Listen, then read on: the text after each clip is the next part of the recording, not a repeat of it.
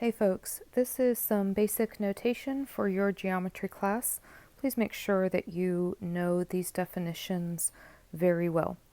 So the first one that we're going to talk about is point. A point is something that doesn't have any size, length, width, or height.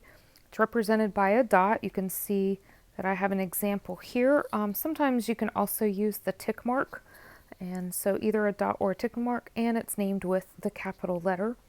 Symbol, one of two things. You could either just call it point A, or sometimes we don't use the word point, we just say A.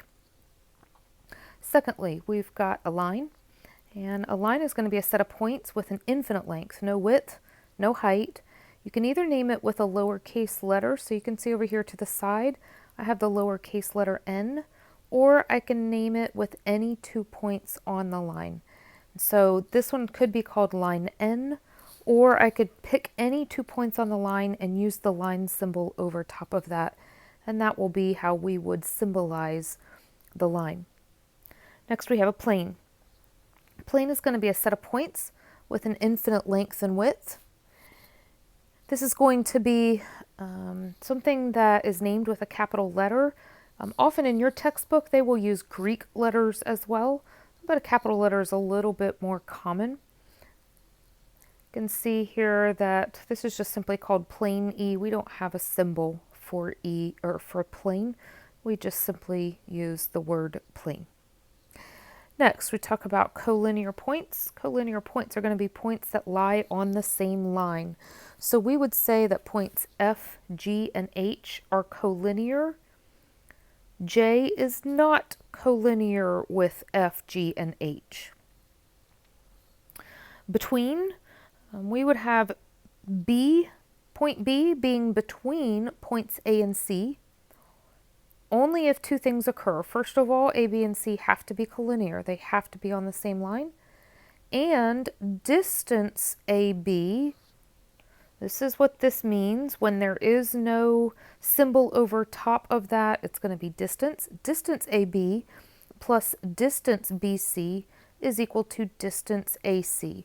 You can see on this first example here, if I take the distance from A to B and I add the distance from B to C, it's going to give me a total distance from A to C. So we would say then that point B is between. If I use the exact same equation though in the next example, the distance from A to B plus the distance from B to C is not going to equal the distance from A to C. So we would say in this case that point B is not between. Point B is not between. Then we have line segment. Line segment, this is just simply going to be part of a line, and it consists of 2 points. They're called the endpoints, and it includes all of the points in between. I have an example here. So a line segment might be segment KL. Notice the symbol on top of the letters, always named with 2 letters. Or I could use the segment KM, or I could use the segment ML. These are all examples of segments on this particular line. A closed segment is going to be segments that have the endpoints included. Endpoints are included. Basically, this is the exact same thing as the definition above, which was line segment. An open segment, this is where the segments are not, the endpoints are not included. The way that we would denote that is with round open circles. And this shows that the endpoints are not included. Still using the same picture that we used up for line segment.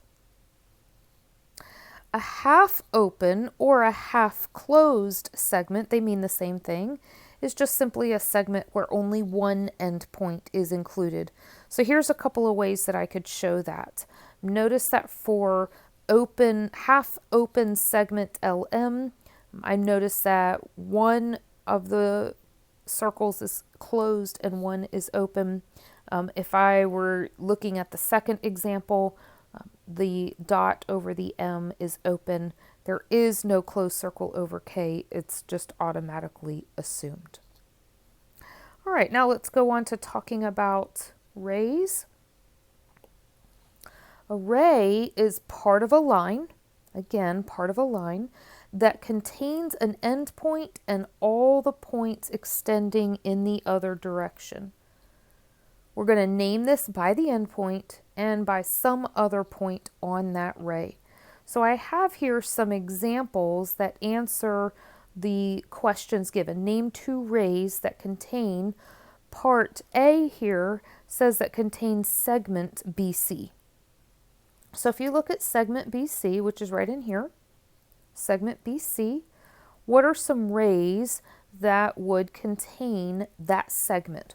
Well, as you can see by my answers over here, ray AB contains that segment BC. By the way, another way to name ray AB is also to name it ray AC. Notice that point A, the end point, is at the beginning, and point B or C is underneath the arrow. The arrow will always point to the right. Another ray that you could see here would be ray BC. So starting at B and going through C forever. That would be another one. So to go to part B here, 2 rays that include segment EG.